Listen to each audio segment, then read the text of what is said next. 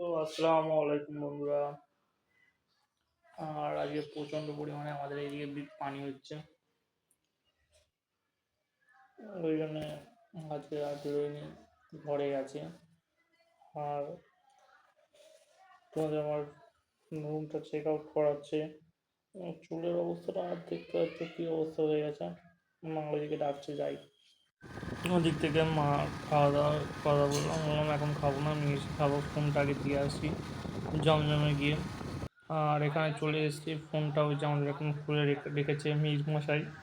আর এই যে তারিখ। তো বন্ধুরা, ফোনটা তো দিয়ে তো আসলাম, কিন্তু আমার বলেছিল বিকেলবেলা নিয়ে যেতে ফোনটা।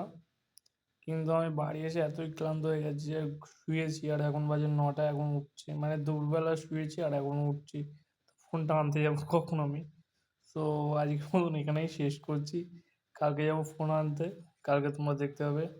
Tata, bye bye.